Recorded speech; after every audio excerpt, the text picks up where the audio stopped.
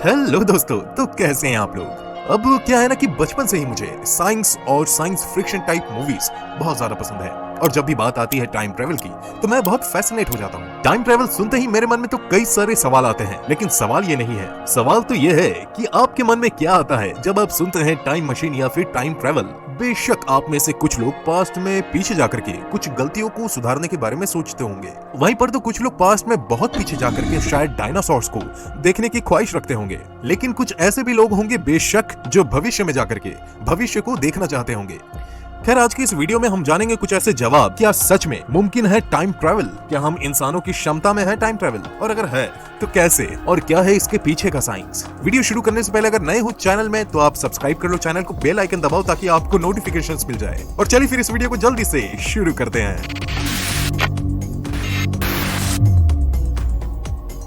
यूं तो मौजूदा वक्त में कोई टाइम मशीन नहीं है, और अगर होती भी तो शायद हमें कभी पता नहीं चलता। काफी ज्ञान होने के बावजूद आज भी हमारे पास वो रिसोर्सेज, वो टेक्नोलॉजी नहीं है, वो मशीन्स नहीं है जिससे हम टाइम मशीन बना सके। यूं तो टाइम ट्रेवल को लेकर के कई सारी थ्योरीज है, कई सारे हाइपोथेसिस है, लेकिन मैं आज बात करूंगा आपसे 3 हाइपोथेसिस पे जो कि ज्यादा प्रैक्टिकल है और शायद उसके जरिए हम टाइम ट्रेवल कर सकते हैं। पहली हाइपोथेसिस यानी कि पहली परिकल्पना आती है एल्बर्ट आइंस्टाइन के दिए हुए थ्योरी ऑफ रिलेटिविटी से। उनकी ये थ्योरी खास तौर पे कहती है कि हम भविष्य में जा सकते हैं अगर हम रोशनी की रफ्तार को हासिल कर ले और अगर उस स्पीड में हम ट्रैवल कर पाए तो। और ये इसलिए भी मुमकिन है क्योंकि समय की रफ्तार में चलने वाले व्यक्ति के लिए हर चीज धीमी हो जाती है, यहाँ तक कि समय भी। अगर कोई भी इंसान समय की रफ्तार से चलता है तो महज 1 सेकंड में वो पृथ्वी के 10 चक्कर काट सकता है, लेकिन उस 1 सेकंड के अंदर धरती में रह रहे हर इंसान के लिए 3 सेकंड्स पार हो जाएंगे। वहीं अगर हम वक्त के बहाव को थोड़े लंबे समय के लिए नापें तो मान लो कि आप लाइट की स्पीड में स्पेस में ट्रैवल कर रहे हैं और एक नए सोलर सिस्टम की तरफ आप बढ़ रहे हैं, और मैं यहाँ धरती में बैठकर आपका इंतजार कर रहा हूँ। तो जैसे जैसे आप स्पेस का सफर कर रहे होंगे तो मैं यहाँ आपके इंतजार में उम्र दराज होता चला जाऊंगा। खैर, इसको कहते हैं टाइम डायलेशन, और इसमें स्पेस टाइम और ग्रेविटी बहुत इंपॉर्टेंट होती है। इसकी वजह से समय 10 गुना धीमा हो जाता है। तो मान लो कि अगर आप 15 साल के हो और आप स्पेस में लाइट की स्पीड में 5 साल काटते हो, जब आप धरती पे लौटोगे तो आपकी उम्र तो 20 साल होगी। लेकिन वहीं अगर आपकी और मेरी उम्र सेम रही होगी तो मेरी उम्र हो जाएगी 65 साल, क्योंकि थ्योरी के हिसाब से बेशक आपकी उम्र 10 गुना धीमी बढ़ी। और इस परिकल्पना के जरिए आप भविष्य में आगे तो जा सकते हैं, लेकिन फिर लौट के समय में पीछे नहीं आ सकते। दूसरी परिकल्पना है लंबे वक्त तक बर्फ में जमे रहना।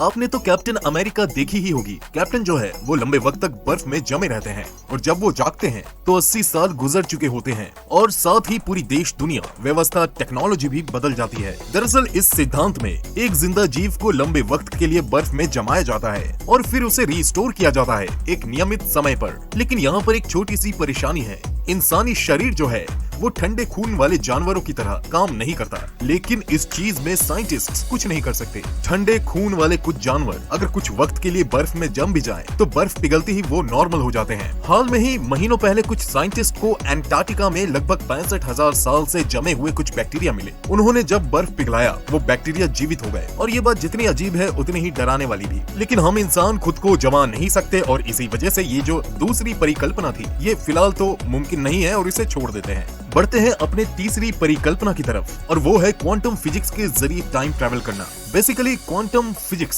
साइंस का वो हिस्सा है जिसमें हमारे धरती और उसके अंदर बाहर यहाँ तक कि स्पेस में पाए जाने वाले हर चीज को एटॉमिक और कंपाउंड लेवल पे जांच और रिसर्च किया जाता है, यानी कि फिजिक्स इन क्वांटम लेवल। यूं तो क्वांटम फिजिक्स काफी बड़ी चीज है और मैं चाहूंगा कि इसके ऊपर एक डेडिकेटेड वीडियो बनाऊं। क्वांटम फिजिक्स में समय थोड़ा अलग तरीके से बहाव करता है, और क्वांटम फिजिक्स के अंदर हम समय के साथ तोड़मोड़ करते हैं और समय के बहाव में हम कुछ ऐसा छेद ढूंढते हैं जिसके जरिए या फिर जिससे गुजरकर हम समय में या तो पीछे, बिल्कुल एवेंजर्स के एंड गेम की तरह।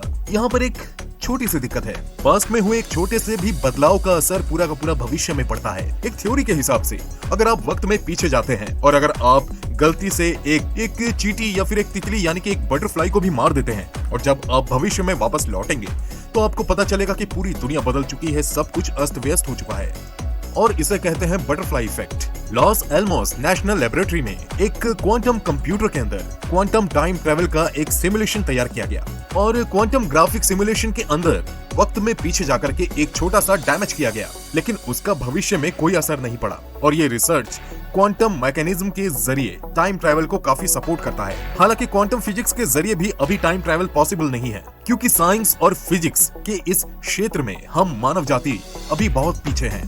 क्वांटम टाइम ट्रैवल के लिए जिस तरह का भी टेक्नोलॉजी या जिस भी तरह का मशीन या फिर किसी भी तरह का ज्ञान हमारे पास अभी नहीं है, और शायद क्वांटम फील्ड के जरिए टाइम ट्रैवल करने में हमें दशकों लग जाए। यूं तो टाइम ट्रैवल की कई सारी थ्योरीज है, जिसमें black hole, worm hole, white holes जैसे चीजों को भी शामिल किया गया है, लेकिन ये जो 3 परिकल्पना जो मैंने आपको बताया, ये हमारे लिए सबसे नियरेस्ट और सबसे करीबी है।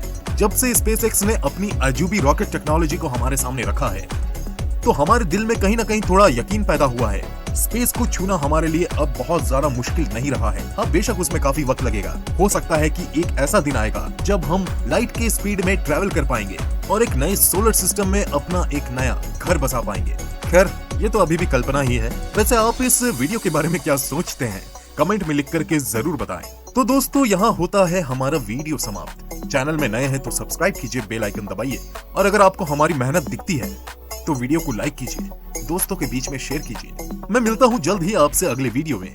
तब तक के लिए नमस्कार।